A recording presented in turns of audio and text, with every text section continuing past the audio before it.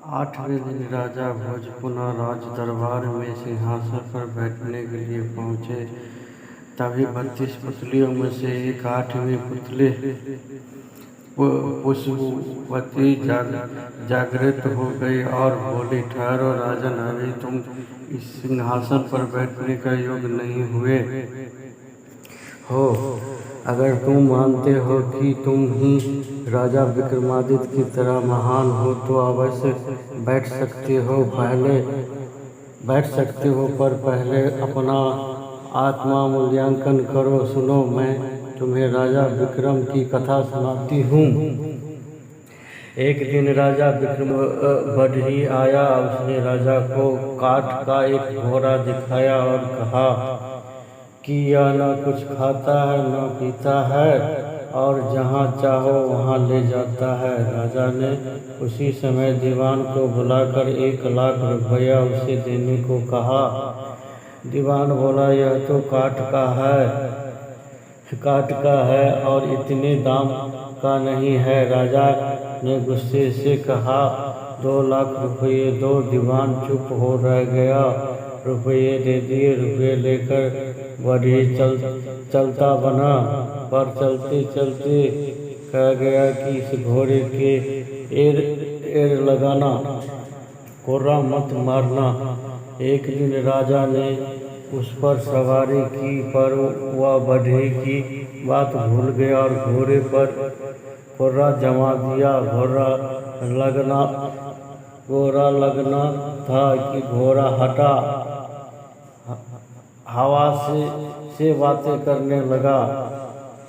कोर्रा लगाना था कि कोर्रा हवा से बातें करने लगा और समुद्र पार ले जाकर उसे जंगल में एक पेड़ पर गिरा दिया। लुढ़कते ही राजा नीचे गिरे। संभालने पर उठे और चलते चलते एक ऐसे बीहर वन में पहुँचे कि निकलना मुश्किल हो गया। जैसे तैसे वहाँ से निकले। 10 दिन में 7 कोस चलकर वह ऐसे घने जंगल में पहुँचे जहाँ हाथ तक नहीं सूझता था।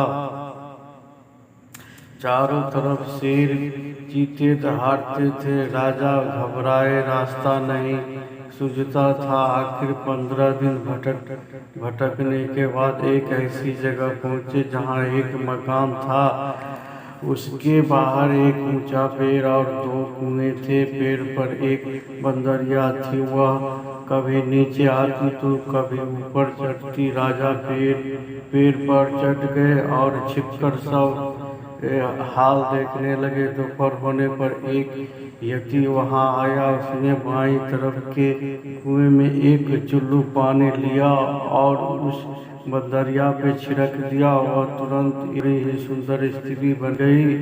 यति पहर भर उसके साथ रहा। फिर दूसरे कुएं से पानी खींचकर उस पर डाला कि वह फिर बंदरिया बन गई। वह पेड़ पर जा चढ़ी और यति गुफा में चला गया। राजा को यह देख कर बड़ा अचंभा हुआ। यति के जाने पर उसने भी ऐसा ही किया। पानी पड़ते ही बंदरिया सुंदर स्त्री बन गई। राजा ने जब प्रेम से उसकी ओर देखा तो वह बोली, हमारी तरफ ऐसे मत देखो, हम तपस्वी है, श्राप दे देंगे तो तुम भस्म हो जाओगे।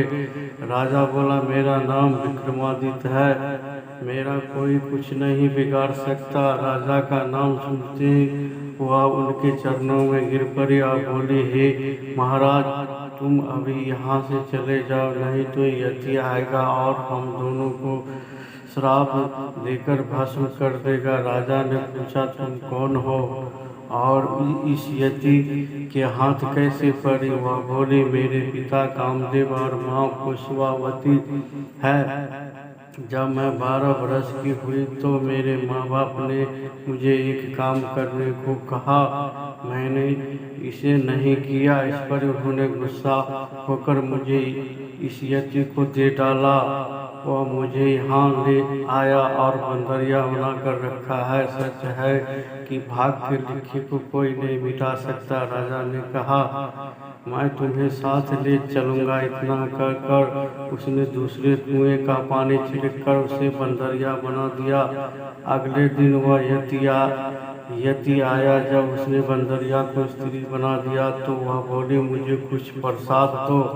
यति ने एक कमल का फूल दिया और कहा, यह कभी कुम्हलाएगा नहीं, यह रोज एक लाल रत्न देगा, इसे संभाल कर रखना। यति के जाने पर राजा ने बंदरिया को स्त्री बना लिया।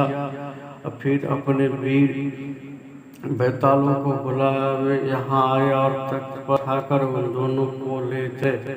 रास्ते में यति का दिया लाल रत्न उगलने वाला फूल राजा ने एक सुंदर खिलते हुए बालक को दे दिया। बालक फूल लेकर घर चला गया। राजा स्त्री को साथ लेकर अपने महल में आ गए। अगले ही दिन कमल में एक लाल रत्न निकला। इसी तरह हर दिन निकलते निकलते बहुत से लाल रत्न इकट्ठे हो गए। एक दिन उस बालक का पिता उन्हें बाजार में बेचने गया। कोतवाल ने उसे पकड़ लिया और राजा के पास ले गया। लड़के के बाप ने राजा को सब हाल ठीक का सुनाया और बताया कि उसे नहीं पता यह फूल बालक के पास कहाँ से आया, लेकिन हर दिन इसमें से रत्न निकलता है। सुनकर राजा को सब याद आ गया। कोतवाल को उन्होंने हुक्म दिया कि वह इसे बेकसूर आदमी को 1 लाख रुपया दे। इतना कहकर पुत्री पुष्पवती बोली, हे राजन, जो विक्रमादित्य जैसा दानी और न्यायी हो वही इस सिंहासन पर बैठ सकता है। राजा झुंझलाकर चुप रह गया और अगले दिन ही सिंहासन की तरफ बढ़ा तो मधुमालती नाम की 9वीं पुतली ने उसका रास्ता रोक लिया।